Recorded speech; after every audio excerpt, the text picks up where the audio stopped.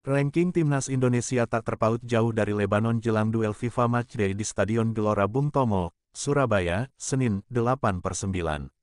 Berikut perbandingan ranking FIFA jelang Indonesia vs Lebanon. Setelah menang 6-0 atas Taiwan, timnas Indonesia akan menghadapi lawan yang lebih berat. Indonesia vs Lebanon akan berlangsung di Stadion GBT mulai pukul 20.30 waktu Indonesia Barat malam ini.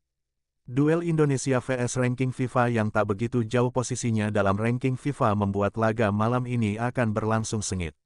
Saat ini Indonesia ada di peringkat 118 ranking FIFA, sedangkan Lebanon menghuni posisi 112 ranking FIFA. Dalam sejarahnya, Lebanon pernah menduduki ranking FIFA tertinggi 81 dunia yang terjadi pada 2018. Sementara ranking FIFA terburuk yang pernah dirasakan Lebanon adalah 161 pada 1992.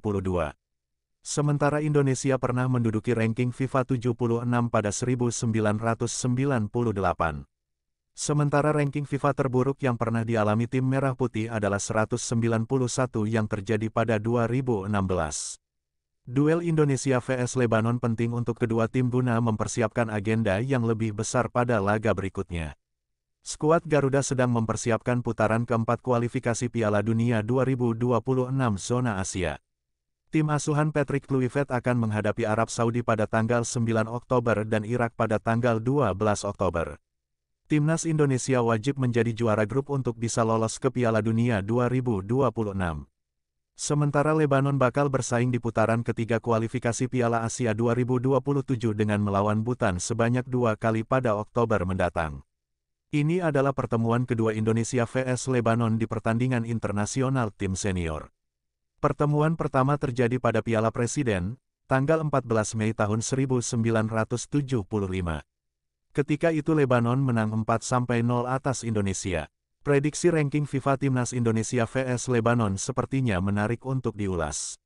Laga pemungkas FIFA Matchday September tahun 2025 ini berlangsung di Stadion Gelora Bung Tomo, GBT, Senin tanggal 8 September tahun 2025 malam pukul 20.30 waktu Indonesia Barat.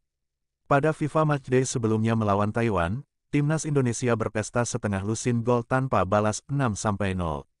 Keenam gol itu masing-masing dicetak Jordi Amat 4, Ming Siu Chow Ok 23, Egy Maulana Fikri 33, Eliano Reijenders 38, Ramadan Sananta 58, dan Sandy Walsh 60. Kemenangan telak ini membuat timnas Indonesia mendapat tambahan 3,25 poin ranking FIFA. Skuad Garuda sempat nangkring di urutan 116 peringkat dunia dengan koleksi 1157,80 poin sebelum akhirnya turun satu peringkat ke urutan 117 setelah Libya secara tak diduga mampu menang 1-0 atas Angola yang berstatus kontestan Piala Dunia 2006. Kemenangan itu membuat posisi mereka meroket dalam ranking FIFA. Libya naik 3 posisi dari peringkat ke-117 menjadi ke-114 dunia setelah mendapatkan tambahan 15,41 poin. Skenario perhitungan poin ranking FIFA. Pertandingan uji coba FIFA Matchday antara timnas Indonesia vs Lebanon bukan sekadar ajang pemanasan, melainkan juga pertaruhan penting bagi posisi skuad Garuda di ranking FIFA. Berdasarkan perhitungan dari football-ranking.com, hasil laga ini akan sangat menentukan langkah Indonesia untuk naik atau turun peringkat. Jika timnas Indonesia berhasil mengalahkan Lebanon, skuad Garuda berpeluang besar naik satu peringkat. Kemenangan akan memberikan tambahan 5,17 poin, sehingga total poin Indonesia menjadi 1162,97. Angka ini cukup untuk melampaui Kazakhstan yang saat ini berada di peringkat 116 dengan 1160,52 poin. Namun, skenario ini juga bergantung pada hasil pertandingan Kazakhstan. Jika Kazakhstan gagal meraih poin penuh saat melawan Belgia di kualifikasi Piala Dunia 2026, maka posisi Indonesia di peringkat 116 akan aman. Di sisi lain, laga ini juga menyimpan risiko. Jika pertandingan berakhir imbang, Indonesia hanya akan mendapatkan tambahan 0,17 poin. Jumlah ini tidak cukup untuk mendongkrak peringkat, dan skuad Garuda kemungkinan besar akan tetap berada di posisi 117. Risiko terbesar adalah jika Indonesia menelan kekalahan. Timnas akan kehilangan 4,83 poin, membuat total poin turun menjadi sekitar 1152,97. Kondisi ini bisa menyebabkan peringkat Indonesia merosot, terutama jika negara-negara lain di bawahnya meraih hasil positif. Dengan segala pertimbangan ini, kemenangan menjadi target mutlak bagi timnas Indonesia untuk menjaga tren positif dan mengamankan posisi yang lebih baik di panggung sepak bola dunia. Timnas Indonesia memperagakan taktik baru bersama Patrick Kluivert. Timnas Lebanon akan menjadi ujian nyata untuk strategi Garuda menatap laga penting bulan depan. Indonesia memetik kemenangan 6-0 saat beruji coba dengan Taiwan pada pekan lalu. Dalam laga di Stadion Gelora Bung Tomo, Surabaya, Jawa Timur, Kluivert menurunkan formasi 4-2-3-1. Sebagian besar pemain yang diturunkan bukan pemain utama Indonesia. Kluivert menilai semua pemain bisa menjalankan rencana permainan sesuai harapannya.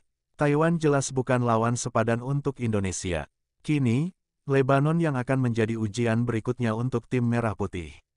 Indonesia vs Lebanon akan berlangsung di Stadion Gelora Bung Tomo, Senin tanggal 8 September tahun 2025, kick-off pada pukul 20.30 waktu Indonesia Barat. Lebanon merupakan tim dengan peringkat FIFA ke-112.